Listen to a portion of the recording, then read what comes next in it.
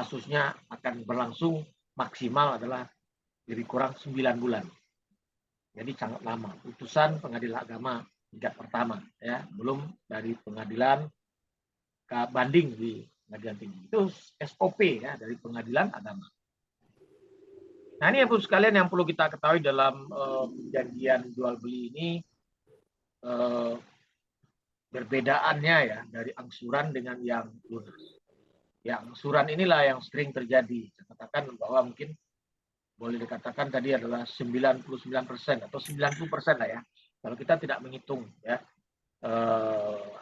survei-surveinya, tapi kebanyakan kita menerima mereka adalah rata-rata tunai. Kalau saya dulu membuat, kalau mereka tunai itu kalau tidak suruh mereka ketik sendiri, judulnya perjanjian, kesepakatan, tidak perjanjian pengikatan jual beli. Isinya memang jual beli, mengikat jual beli. Tapi judulnya, ternyata kalau sekarang dibikin judul begitu, apakah tidak tersentuh dengan PP 35/2003? Tetap tersentuh. Isinya tentang pengikatan jual beli, judulnya yang hanya perjanjian. Ya, kita notaris ini diberi kewenangan membuat penemuan hukum dalam akta. Ya, kita notaris secara besarnya Bapak Ibu sekalian membuat akta itu adalah dua kerangka, yaitu perjanjian bernama dan perjanjian tidak bernama. Itu yang kita buat selama ini dalam praktek. Ya, akta jenis-jenis akta yang kita buat itu adalah akta dalam perjanjian bernama dan perjanjian tidak bernama. Di pengertian dari notaris itu adalah pejabat umum yang berwenang membuat akta perbuatan hukum dalam perjanjian.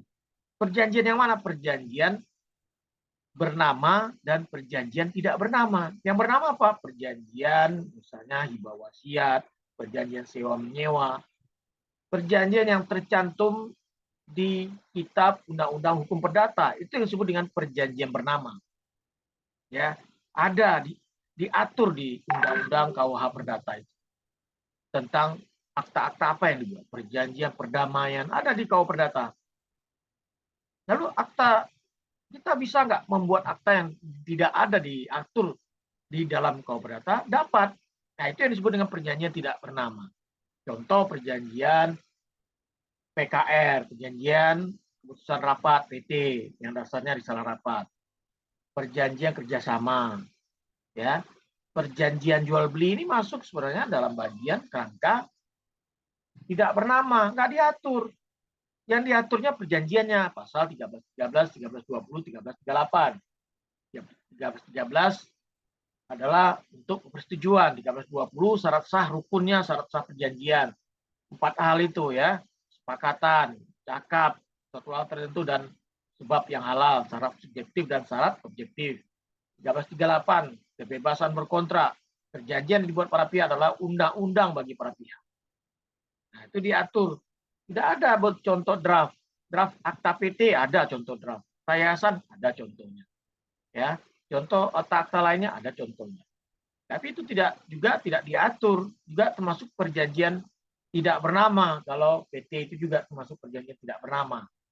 Cuma karena PT diatur undang-undang dan bentuknya ditentukan, itu hanya bentuknya adalah atributif ya, diatur berdasarkan kehendak daripada undang-undang. Ada yang atributif, delegatif ya. Nah, jadi kalau perjanjian ini termasuk adalah kategori perjanjian yang tidak bernama sebenarnya. Jadi nggak ada diatur. Dan alangkah ngerinya perjanjian jual beli ini diatur oleh undang-undang. Kalau ingin diatur, undang-undangnya awalnya mengatur. Undang-undang tentang perjanjian pengikatan jual beli diatur undang-undang di atasnya. Ya, asalkan tidak tumpang tindih dengan aturan lain ya, dengan aturan PPAT dan yang lainnya. Ya, pembuat undang-undang juga harus cermat ya. Itu tugas dari DPR untuk menyetujui. Yang mengesahkan kan pemerintah. Undang-undang itu yang mengesahkan pemerintah, bukan DPR. DPR itu menyetujui. Ya, yang dikatakan mengesahkan itu tanda tangan, siapa yang tanda tangan undang-undang? Itu pemerintah, presiden, sekretaris, menteri hukumnya, sekretaris negara. Ya, enggak ada situ ketua DPR di undang-undang. Ya, presiden. Berarti presiden mengesahkan undang-undang. Yang undang-undang itu disetujui DPR yang menyetujui, ya disetujui dalam rapat paripurna, setuju dengan undang-undang ini, Undang-Undang Nomor 1 Tahun 2022 misalnya. Setuju kalau Perpu dibuat oleh pemerintah dan kemudian harus segera dibuat undang-undang, diundang-undangkan Perpu. Contoh Perpu tentang 2022 tentang Cipta Kerja sudah diundangkan dengan Undang-Undang Nomor 6 Tahun 2023. Ini kalau kita kaji undang-undang ya. Kemudian kalau PPJB bersertifikat secara angsuran, ya ini kita lihat, kita kaji, ya kita bahas tentang PJB. Tadi yang kita tanggapi adalah apa sebenarnya PJB harusnya, ya. Kalau PPJB kalau kita tetap ingin membuat akta PPJB yang tidak lunas tadi, kita harus lihat dalam pasal-pasalnya, harus kita pahami jika pemilih lalai melakukan angsuran pembayaran tepat pada waktu yang dibuktikan dengan lewat waktu pembayaran angsuran membuktikan pembeli itu telah lalai, maka PPJB akan menjadi batal. Uang angsuran yang dibayarkan oleh pembeli kepada penjual menjadi hangus. Sertifikat yang telah diletakkan notaris sementara waktu dikembalikan. Itu harusnya, ya harusnya terjadi. Ini tidak menggantung si penjual, tidak membayar-bayar, ya. Harusnya kalau itu harus ada, jadi tidak perlu lama. Jadi notaris tidak berlama-lama memegang sertifikat kalau notaris yang dititipkan. Kalau idealnya titip sertifikat ya jangan di notaris, tapi di SDB dan Pegadaian. Harusnya, ya harusnya. Menurut pendapat saya pribadi ini ya, bukan pendapat umum tapi pribadi. Berdasarkan praktek ya, terus sekalian. Ya, kalau mereka berseteru ya mereka saja yang nanggung. Kita tidak ikut-ikut. Kita tugasnya adalah mengkonstantir kehendak pihak dalam akta, ya keinginan mereka. Tidak ikut serta dalam akta yang mereka buat. Tidak ikut serta dengan permasalahan yang mereka hadapi. Selama PPJB berlangsung, pembeli membatalkan sepihak, maka uang angsuran sudah dibayarkan penjual menjadi hangus. Ya, jika penjual membatalkan secara sepihak, penjual harus dikenai sanksi. Ini standar ya, misalnya 2 kali lipat, 3 kali, 4 kali, dan seterusnya. Ya, itu harus perlu ya disampaikan ya. Kemudian pihak penjual menjamin bahwa apa yang dijual itu benar milik penjual. Tidak dijaminkan tidak dalam keadaan sengketa. Ya, benar-benar dipegang dan dia miliki, makanya dilihatkan ke notaris, dilihatnya. Ya, maka kalau sepakat mereka, kita yang megang biasanya kan notaris yang dipercaya. Itu tolong Pak PPAT, Pak Notaris, ini saya titipkan. Ya, supaya pembeli aman. Ya, kalau dipegang masih penjual, ya penjual bisa saja menjual kembali, kan begitu yang ditakutkan. Maka kita sarankan ke mereka, ya ini bukan provokasi, sebaiknya Bapak Ibu sekalian serikat dititip ke lembaga penyimpanan resmi diatur oleh pemerintah, yaitu safe deposit box, biasanya di bank ya, punya di bawah tanah posisinya, di bankers biasanya, tergantung bank yang menyediakan tempatnya. Ya, berlapis ya, ada 2 kunci mereka, kunci yang menyewa. Ya, kalau kita ambil pakai jamnya, hari tanggal jamnya dicatat di buku kedatangan ya, jam berapa tanggal berapa ya, seperti kita notaris jam berapa tanggal berapa, ada jamnya. Kemudian petugas juga membawa kunci, jadi 2 berlapis, kunci dari bank STB, tugas STB, dan kunci dari kita yang menyewa. Jadi kunci STB dulu baru kunci kita ya, jadi 2 kunci kita. Kalau bentuknya tidak sama dengan kunci yang biasa, jadi kuncinya berbeda. Kalau hilang biasanya nggak salah denda 100.000 ya. Kalau kuncinya nggak hilang, ada kececer dan lain-lain, pokoknya tidak bertemu, itu harus kena 100.000 kalau nggak saya salah. Soalnya pernah dulu ya, saya pernah menitipkan ya di STB berlapis, dan ketika kita mengambil barang, menitipkan barang, pihak petugas itu tidak melihat. Kayak seperti sama kayak petugas itu melihat kita mengisi mencet pin di edition ya, di ATM misalnya, mereka nggak melihat. Jadi apa yang diisi, apakah isi uang, mereka nggak melihat ya. Tapi mereka berada di bagian lain, tapi dari jauh, tapi tetap kelihatan. Tapi mereka tidak melihat, karena itu adalah ketentuan.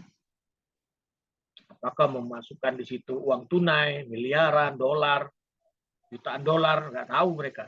Makanya itu SDB ini adalah tempat sasaran bagi para koruptor ya untuk menitipkan uangnya yang nggak bisa masuk ke rekening karena bisa terdeteksi, di rumah juga tidak bisa ya, bankers juga disita oleh oleh KPK, rumahnya tidak bisa dimasukin. Nah, makanya tempat yang paling aman menyimpannya bagi koruptor adalah di SDB.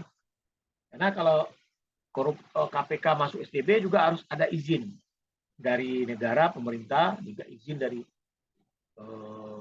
kepala dari SDB ini untuk dasarnya dari surat dari pemerintah untuk bisa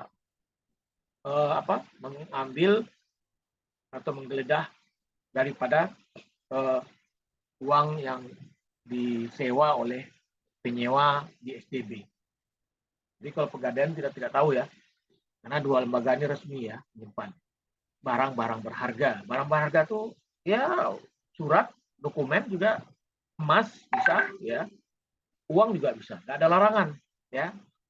Mungkin yang nggak bisa itu barang-barang terlarang ya, narkoba barangkali itu saya lupa ya, tapi itu yang tidak diperbolehkan ya. Kalau uang masih. Kemudian penjual menjamin bahwa apa yang dijual itu benar milik penjual, tidak dijaminkan. Berarti tidak dalam keadaan dipinjamkan di bank.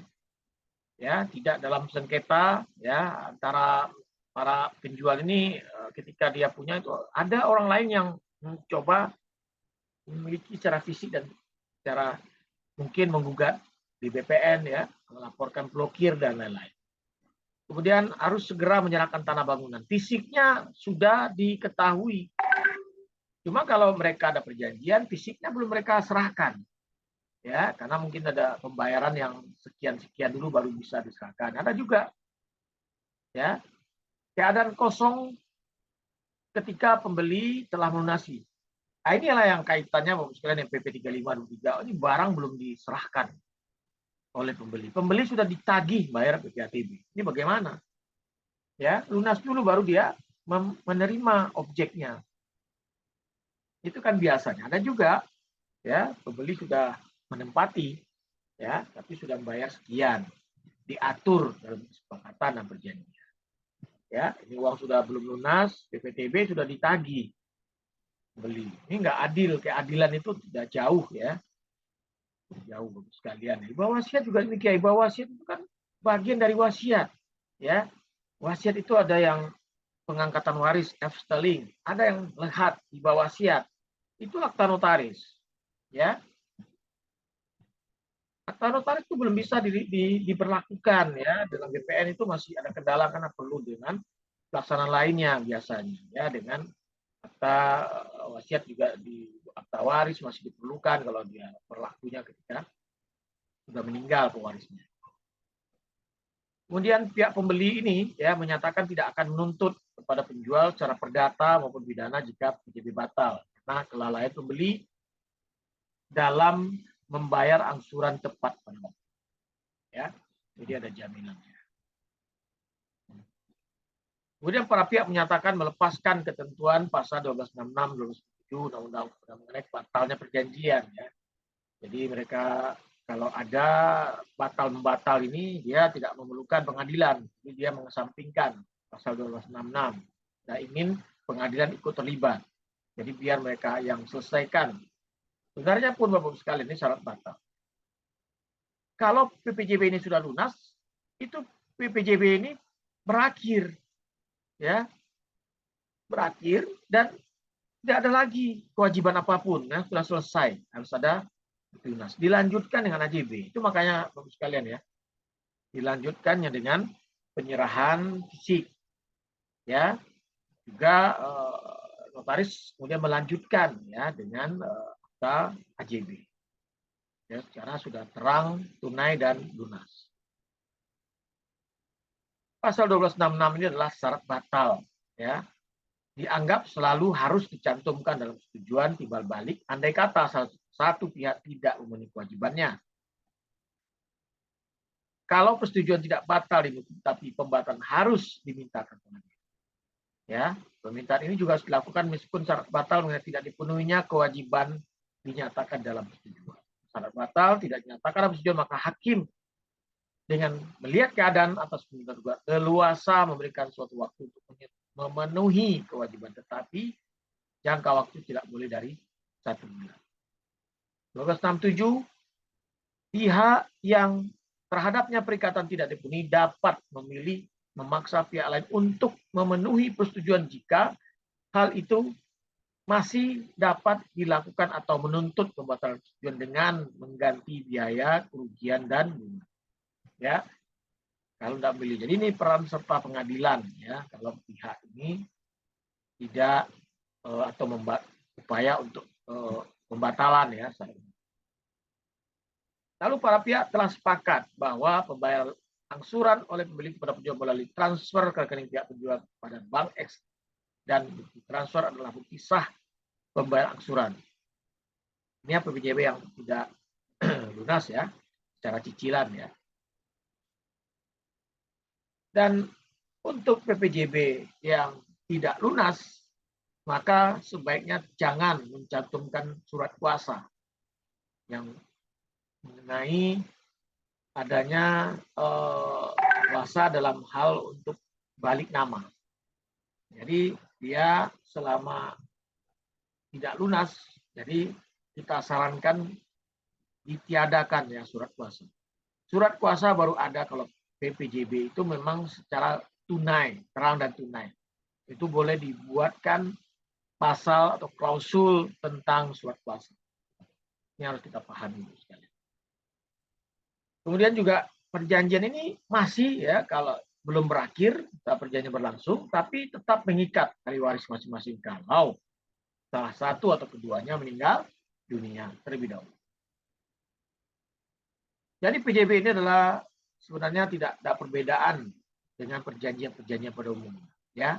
Jadi kalau dibuat judul perjanjian pun tidak masalah, ya. Cuma dalam perjanjian lahir akibat sifat terbuka buku 3 itu memberikan kebebasan seluas-luasnya kepada mengadakan perjanjian berisi apa saja, ya, asalkan tidak melanggar, ya. Jadi di Kobrata, ya, berarti ini mungkin saya koreksi, ya.